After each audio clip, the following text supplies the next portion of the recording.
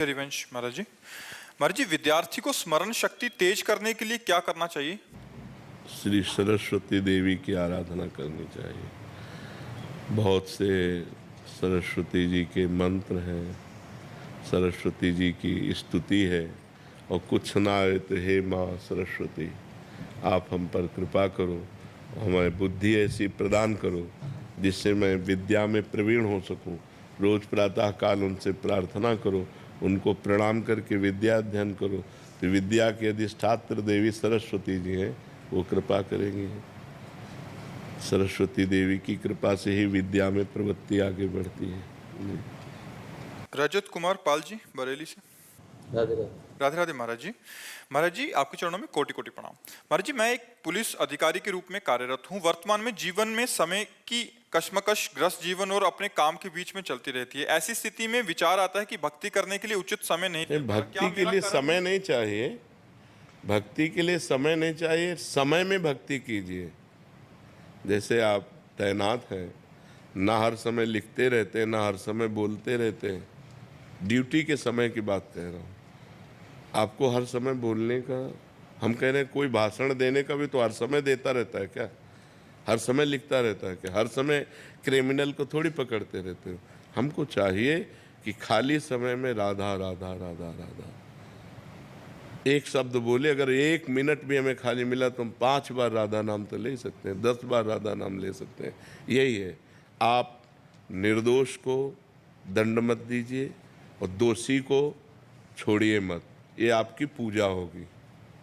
घूस लीजिए मत, पक्की बात समझो। अगर घूस लेकर के दोषी को मुक्त कर दिया और निर्दोष को फंसा लिया, तुम्हारी दुर्गति पक्की है। तुम्हारी का मतलब कोई भी पदाधिकारी किसी भी डिपार्टमेंट का, यदि वो अपने अधिकार में धोखा करता है, अपने, अब जैसे डॉक्टर है, अब उसने पैसा तो ले लिया और अपनी पूरी योग्यता मरीज पर नहीं दिखाई, तो ठीक नहीं है।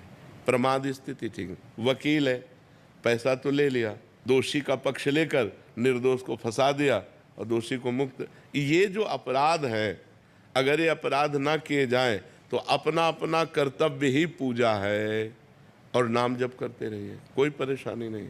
उठते बैठते चलते फिरते राधा राधा राधा, और अपने कर्तव्य, हम वहीं गिरते हैं जहाँ अपने कर्तव्य से हम च्युत हो जाते हैं।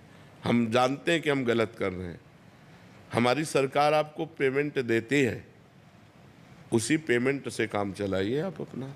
आप एक्स्ट्रा मत लीजिए, किसी से भी मत लीजिए, तो आपका परिवार अच्छा रहेगा, आपकी बुद्धि अच्छी रहेगी।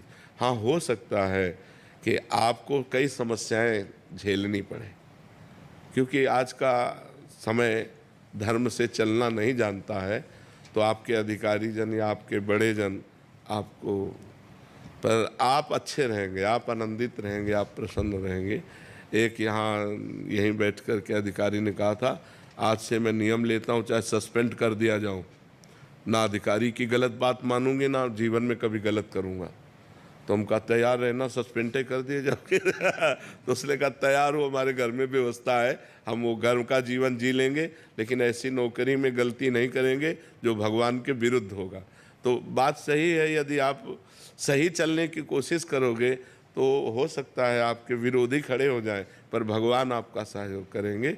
भक्ति का स्वरूप है अपने कर्तव्य कर्म को ठीक से करते हुए नाम जप करना।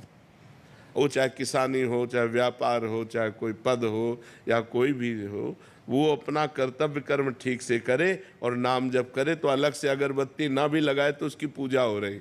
अब अगरबत्ती ढेर सारी लगा दी और बेईमानी करके ला रहे हो, तो ठाकुर जी को अगरबत्ती से थोड़ी प्रसन्न हो जाएंगे, ठाकुर जी घी दूध से थोड़ी प्रसन्न हो जाएंगे। ठाकुर जी तो सच्चे आचरण से प्रसन्न होते हैं, तुम्हारे अच्छे आचरण हैं। अब एक आदमी निर्दोष